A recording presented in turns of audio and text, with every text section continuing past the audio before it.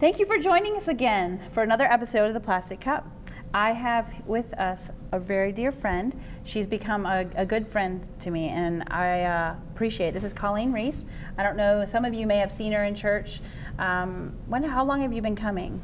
A year ago, like this weekend, actually. Yeah, well, happy anniversary coming to CBC.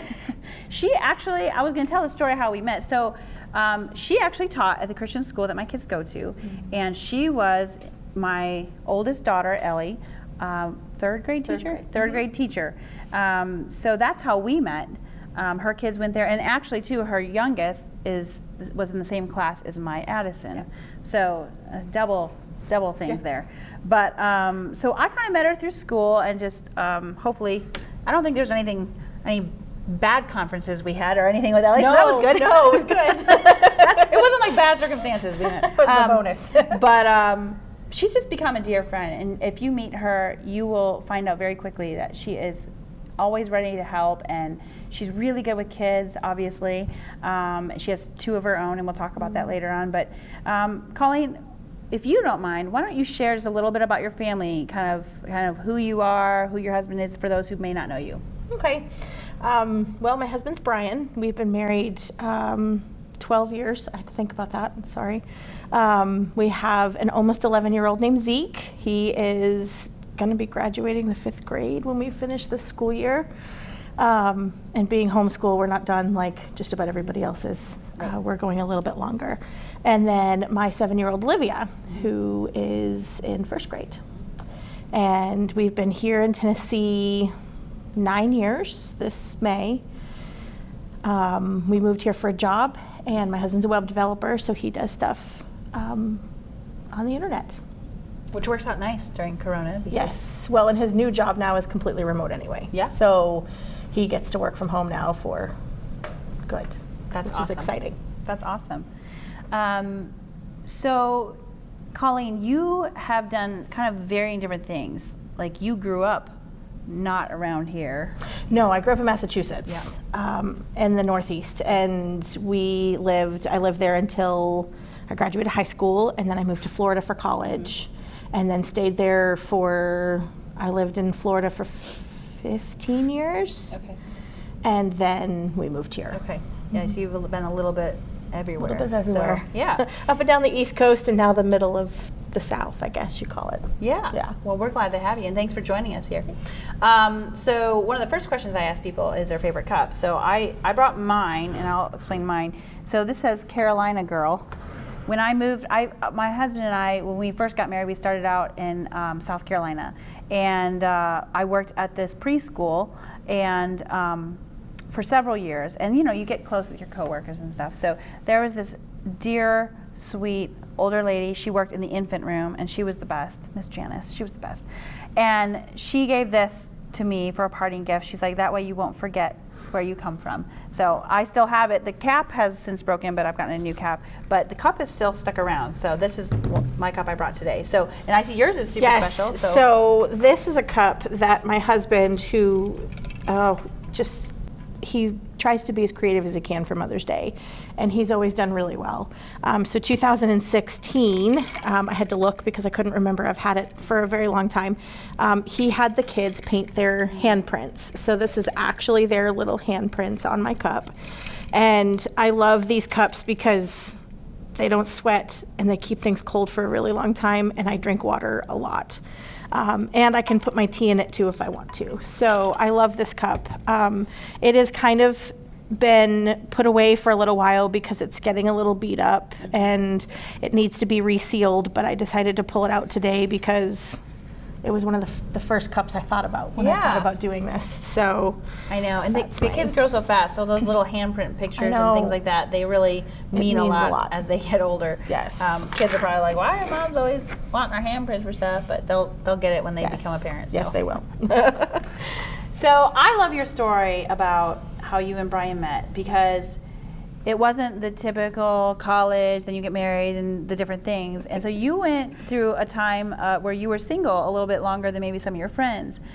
So if you don't mind sharing kind of your story, how you and Brian met, and just too, like, your story about how your feelings when you were single and you kind of everyone else is getting married, like you shared that with me, and it's really sweet. Yeah, so I might be getting ahead of us here, but I wasn't saved as a Christian until I was a senior in college. So I grew up in the Catholic Church till I was 16, and I was confirmed in the Catholic Church, and then it didn't mean enough to me to continue on because I really didn't get it. I was doing it because that's what you did in the Northeast. You went to catechism and you got confirmed, and then, you moved on. And my family didn't go to church. I went with a neighbor. So when I was in college, I had a supervising teacher during my internship, and she was a very strong Christian woman, and I just saw the way she lived. And she brought me to one of those like passion play things where they show the crucifixion and explain how Jesus died for you, like it's a personal thing, and I never really knew that. And that was the moment I said, wow, I need that and I want that.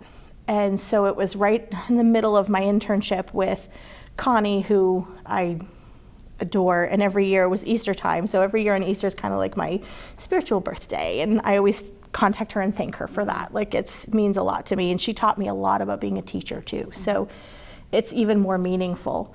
So we went, I started going to church and graduated, started teaching immediately, and my friends one by one started getting married, started meeting their Prince Charming, and started kind of pairing off.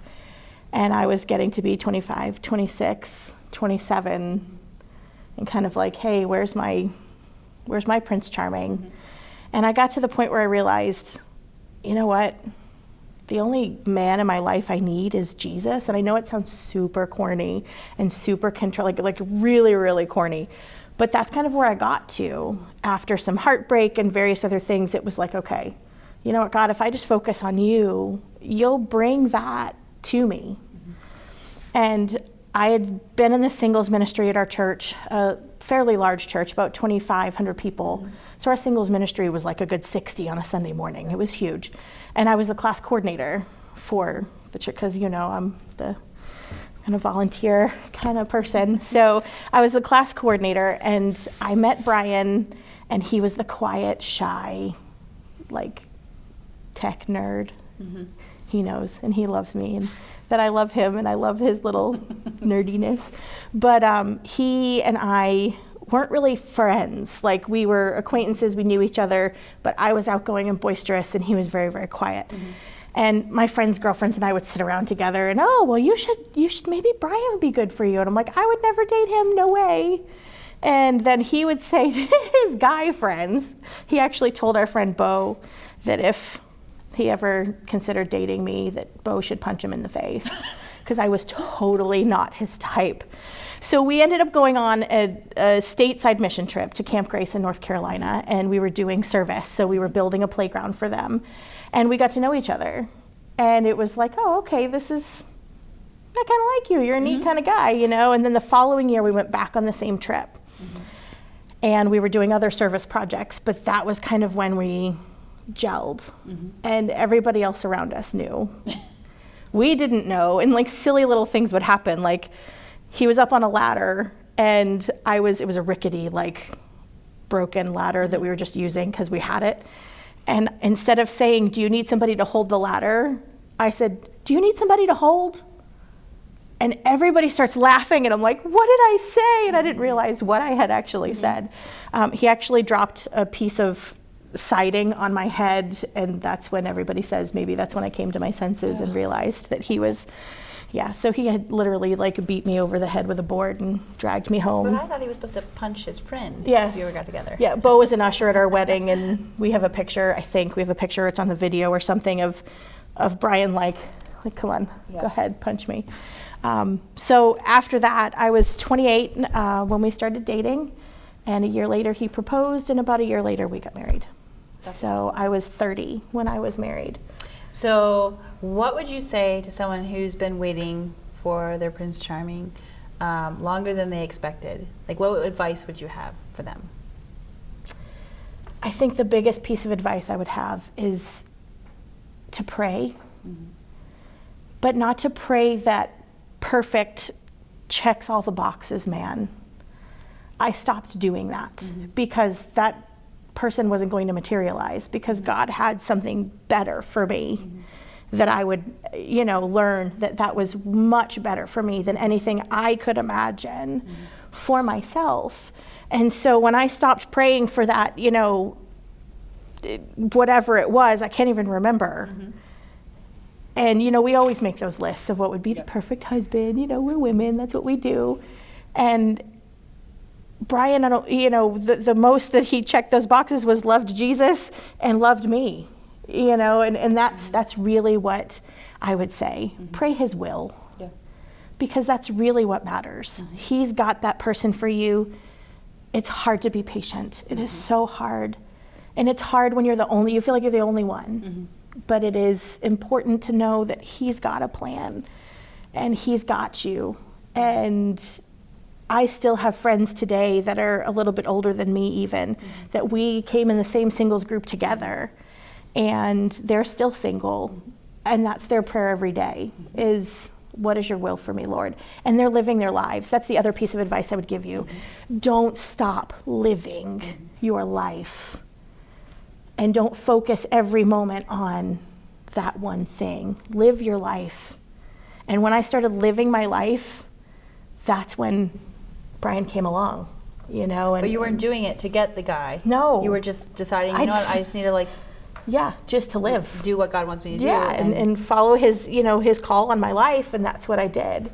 I will say, I think that there are so many times, and I am even in my own life, I think that what I pray for as good and what I deem as this is going to be good in my life, it may not be God's good. Right. And if we understand God, we know that whatever he has is the best and better than my good. But we're praying for these things like, well, I'd really like this to happen. I really like it to look like this. Without understanding, it's like God could have something so much better, and that may not look like the way I deemed as my good plan. Right. But man, in those instances, there's now been enough time and experience that we've had in our family. We look back on that. We were praying for certain things in ministry or our family or things, and we kind of thought, when we prayed, we're like, God, this is kind of how we think it would turn out well. And it was even kind of like thinking about God's principles and his will. It wasn't like we were just wanting something selfish, but Dan is really good about holding me back, of just waiting, just let God do his thing.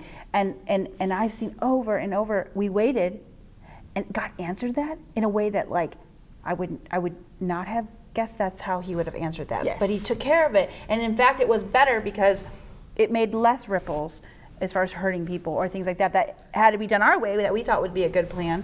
Exactly. So I think those kind of things you learn over time, but it's hard, like you said, being patient when you're in that hard space. It's really hard. It's super hard, and when you're sitting in that moment, you just don't know what's happening. Yeah. It's really hard to sit in it. And sometimes you have to get to the bottom of sitting in it. Yep. Like where you are just sitting in your ashes. Like I always see that scripture, when they're sitting in their ashes with their sackcloth, and sometimes it's okay to sit and cry, but then pick yourself back up, like by your bootstraps, and keep going. Yeah. Find a new hobby, go out and try something new. Yeah. And you do that, and you'll, you stop thinking about it, I think, as much, because you're focused on these other things. And so I think the more you stop focused, it's just like those things when you think, okay, I really want God to answer it this way. Yeah. And he doesn't, and you look back and hindsight, and it's like, oh, he knew better, because he always does. And I think it's okay to grieve. Yes, absolutely. I know I have single friends, and going to wedding showers and weddings they're super happy for their friend, but there's a grieving that happens, and I think it's okay to grieve. Take that to the Lord. He wants us to be sad and let him in on that. And I think that he already knows our hearts. He already knows that we're feeling this way, but I think sometimes it's for us to be able to voice it and say, God, this is really where I am. Yeah. Just help me through it. And I think too, it's okay to grieve. It's okay to be sad about it. But again, knowing that God has you and that he's got a plan, and it's good. Yeah. So you kind of shared a little bit of how you came to know Christ, which I love that story. I love just how you kind of, you knew when you found it, this is what I want in my life. This is real. Yes. Can you share a little bit just about your upbringing and things like that? So my parents were divorced when I was 8, and up in the Northeast, it's very Roman Catholic. I think it's slowly becoming less and less, but it was when I was growing up. 30 some odd years ago. And because in the Roman Catholic Church then, a divorced person could not go to the church. My parents sent me with the neighbors, like I said. I kind of grew up the good kid. I was always the good kid. I never really did anything bad. I didn't party. I was very studious. I was straight A kid, that kind of thing. When I went to college, I went to a very liberal arts college in Central Florida, a small private school, but yet I tended to flock towards the people that ended up being Christian, which is really kind of a God thing. I actually went to several Campus Crusade for Christ meetings before I even knew, what it was, anything. And my friends were just like, oh, come, we're going to have some fun. And so I would go. And several of my friends were praying for me all throughout college. And I wasn't the partier in college. I wasn't, I had to be studious. I came from a single parent home and very expensive school, so I had to keep up my scholarships and, keep my grades high and work. I worked several jobs. So it was interesting to see back after my salvation experience, all those people that I now know, that they were being a witness to me. And I was so grateful because they planted the seeds that then could explode, and it exploded. Like when I was saved, my friend Stuart, who went to college with me, he was a year or two behind me. He went to the same church that Connie did.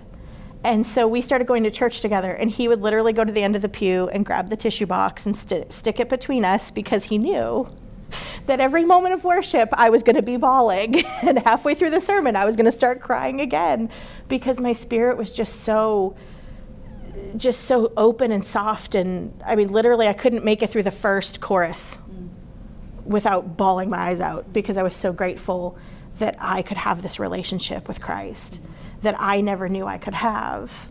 And it was exciting to me, because growing up as in a Catholic church, I never really knew that I could have a personal relationship with God. There was always the priest to go through, and I didn't realize how close I could be. And it really kind of, I don't have one of those like conversion experiences where I was like really bad and then Christ saved me and I was really good. I kind of was the good kid. Like, I think a lot of people assumed I probably already was saved, because of that. But it changed me so much inside that the compassion, I always wanted to help. I've always been a helper. Like, hospitality's always kind of been a gift. But it was for a different purpose after that. And so just kind of watching how I changed from high school, and I was not very confident growing up. I was never the confident person. I knew I got good grades. That was about where I was confident, but anything else was not. I was not very self-confident at all. And I was saved, and it was like I was a new creature. I was a new creation in Christ. And it was like I could hold my head high because I was beautiful because he said I was beautiful. And that was super important. And so that kind of change in me, it changed a lot about the way I looked at myself and I looked at others. Yeah. Now, I love that your story is filled with, you give so much credit to so many people in your life who now you look back and say, I can tell that they were having a relation with me because they were my friend, but also because they were praying for me and they were investing in me spiritually. What would you say to people? Because I know a lot of us have friends that we've prayed for years, we've worked with, and it gets discouraging when you're like, I don't know, they're not close to, that you want your friends to accept the Lord. It's such a huge gift. What would you say to them to encourage them? It's worth it. Keep praying. Every time I thank Connie for her part in my spiritual walk, she comes back with just how excited she was when that moment happened. And it can take a long, long time, but it's worth it, because I know where my life could be right now. Without Jesus, I couldn't have gone through those single years by myself. I was never alone. It's worth it, is what I'd tell them. And just keep praying, because he hears you. And there's other people in their lives that are praying the same things, or they're going to come across a stranger one day that is going to be that one catalyst that changes everything. So just keep going. That's what I would say. Don't give up. Yeah, that's Don't give awesome. Now you talked about your 2 kids, Zeke and Olivia. And what would you say, I mean, there's a lot of rewarding things. There is a lot of rewarding things about being a parent, but what for you has been one of the most rewarding things being a mother? It's hard to sum up. It's really hard, and I've been thinking about this. You can say several things. It's kind of where, honestly, those right before bed snuggles, when I always sing to my kids before bed. And so I don't sing out loud though for anybody else, just my children and my students in my classroom, and I just tell them, if you don't like it, plug your ears. But so I sing to my kids every night before bed, and just talk to them and love on them and snuggle them, and those snuggles are just the best. I mean, it's like that, they're tired, they're ready for bed, and they just want to be in your arms. And I'm a touchy-feely person, so I like to hug, and I like to be, like there's times when I do get touched out, and I'm like, kids, stop sitting on me. But those snuggles really are like the closeness that I have with my kids. The other thing is watching them learn. As a teacher, as an educator, and a mom, and now as a homeschool mom. And, this year has been so eye-opening to me to watch those small things that they learn, or the big things that they learn, and just the dawning on their faces is so rewarding. And it could be that we're in the kitchen cooking together, and Olivia gets to do something for the first time, and she's so excited. Or if it's, we're reading and we're doing something and reading together. Just yesterday, Saturday, yesterday, Zeke and I were curled up in the bed and listening to one of our read aloud stories. And he just snuggled in, and all of a sudden he goes, "Mom, wait a minute." And he pauses the thing, because we like to listen to the audiobooks, and it gives me a break from reading out loud all the time. So he paused it, and he ran and grabbed the other book in the series, and he comes back and he's like, "Look," and he's making this connection. And it was so big to me to watch that happen, where he was making a connection to the previous book, to the new book, and it was for a teacher too. Yeah. But it was like this really neat thing. So I think just really watching them learn and grow would probably be the biggest. Yeah. And, I love that, you work hard at snuggling them before bed and stuff like that. I try, but I even recently kind of decided to try to do even a better job of what are their first thoughts and first words spoken to them in the morning, and then right before they go to bed. I mean, let's face it, throughout the day, there are harsh things that can be said in a manner that's not the most gracious, at least in my house. Mine too. I would love to say it doesn't happen, but I think you all know me enough to know that's probably not a thing. But just letting them wake up into a home of security and love, and letting them go to sleep, and learn forgiveness, and learn it's okay, we mess up, we're gonna mess up together, and we're gonna apologize and forgive, and we're gonna move on. I think those are really important things. I've talked with friends, and I think days gone by, a lot of times it was the parenting was, you don't show any weakness, don't show your sin to them maybe. But I see value in, we're all sinners, we're all in this together. I am your parent, and I have to give you directives and kind of lead you, because that's what God's called me to do. But on a level of sinner to God, we're the same. And I've said that to my kids when they've struggled with anger or things like that. I'll say, "Bud, I'm needing this too. So we're both going to work on this together." So, And their forgiveness of us is so big. I mean, I can't tell you how many times I've messed up with my kids. I mean, daily. There's something that happens. I speak something too sharply, or I get too frustrated too soon. And the way that they forgive without, just with abandon, they're like, Yep. "Okay, Mommy, we understand." And you're like, you feel so terrible inside, because, oh heavens, I've just totally overreacted to that.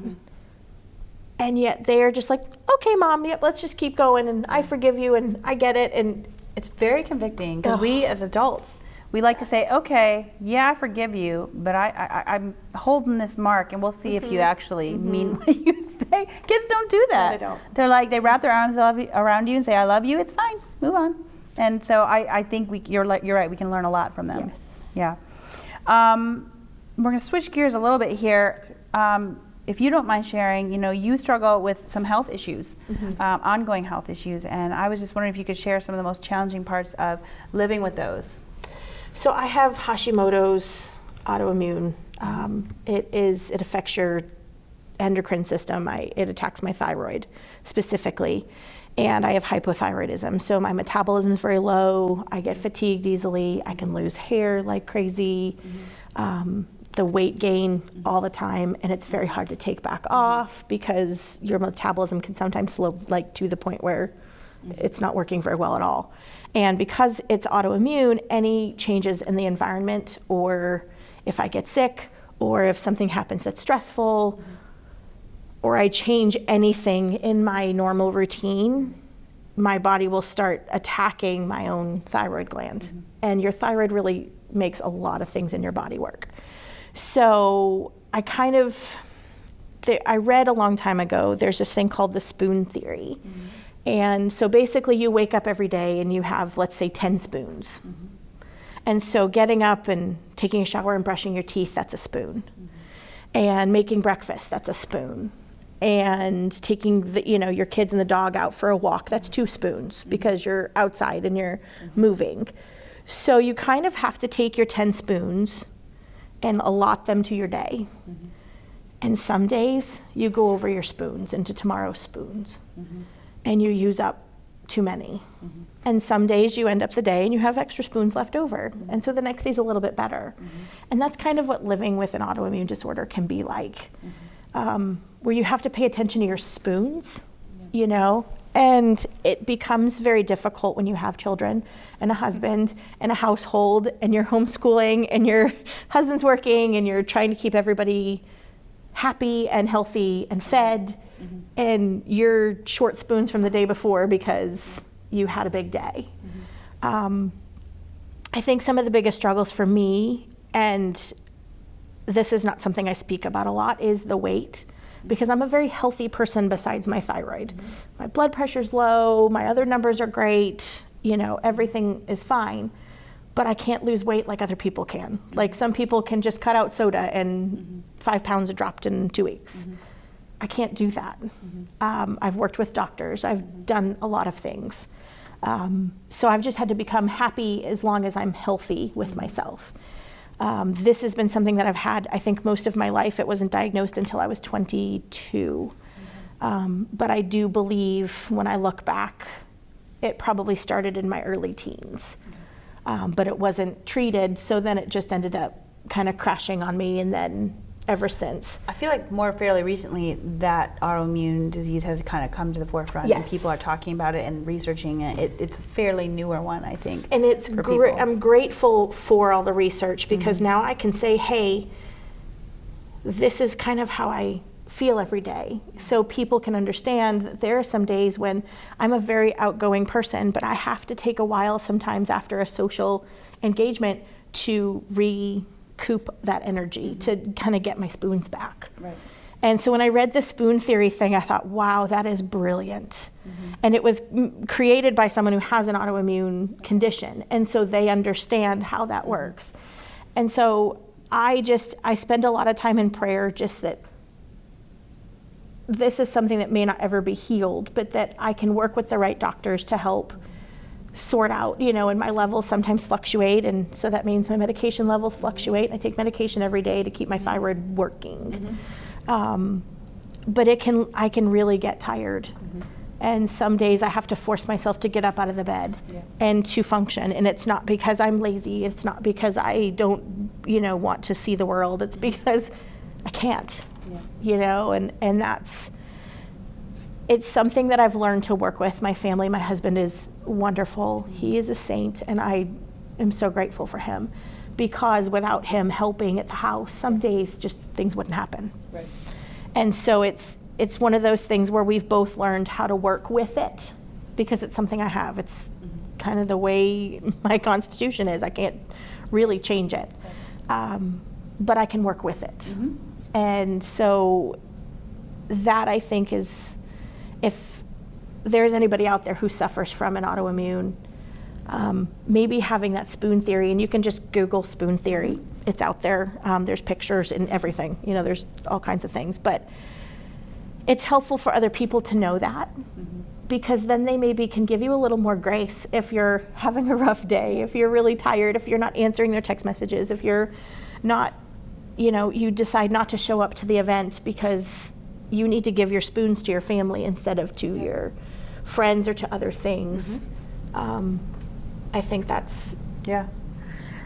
So kind of a follow-up with that. What would you say when you're lacking your spoons?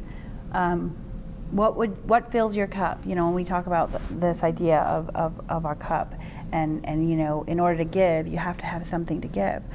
So spiritually and physically, what are some things in your life that replenishes the depleted?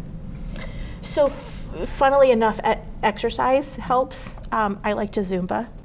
So that's kind of my exercise of choice, because it's really fun cardio that I can work around my arthritis and things like that. And so Zumba for me, and it's just fun because it's uplifting and it's with people, and you know, you can have a good time. So that to me physically, a good walk with the family, with the dog, the kids riding their bikes, that always kind of uplifts me physically. And then rest, honestly, on the other hand, to rest. But physical activity helps a lot. And so that kind of would be the physically. Spiritually, it's right now all the things I'm kind of missing is being with my church family, Bible study, just praying and staying in the Word, but having friends like you who encourage me, who check in on me, who love me like Christ does. And just having those relationships that I know I can say, hey, can you pray for me today? And that fills up my cup a lot. And honestly, being a servant to, you know, and helping and volunteering in different places, that also fills my cup spiritually, because I know I'm doing the work the Lord wants me to do. But it's definitely being with my church family. That hugely lifts me up, whether it's a Zoom meeting for Bible study. You know, I always leave those like just feeling like my cup's overflowing, you know, even when it's not face to face, but just being with people who are like-minded, who believe, who know my struggles, who know what my heart is, and that I can uplift and they can uplift me. That's really what I think fills my cup the most. You know, a lot of the Christian life is relationship. It's a relationship with Christ, which is a two-way street. You know, and it's a relationship with people, because Christ's heart is people. And if we're not interacting with people, and not everyone, like we've talked about, not everyone's the same in how they're built as far as, you know, introvert, extrovert, and all that sort of thing. But Christ's heart is people. And if you're not with people and caring about people, like, what really are we doing? So again, I'm so thankful that you decided to come join me on the Plastic Cup. I'm glad you asked me. As nervous as I was, I'm glad you asked me. Yeah, I told you, it's just like chatting, like we normally do. But I'm thankful for Colleen and for her family and for all the ladies that have come and shared their stories. I think your story is a good reminder of, like we talked about, we can't judge people on what they're doing and not doing based on what we feel that they should or should not be doing. There's a lot behind the scenes, and hopefully some of these interviews are just kind of revealing that everyone has stories, everyone has struggles, and we don't know where people are with that. So again, I say it, I think, almost every time, but I love these to be conversation starters. Please go out and have more conversation with Colleen and with some of the others that we've had, and let this continue. Let's understand where we come from and see where our stories are intersecting. So thank you so much for joining us on this episode.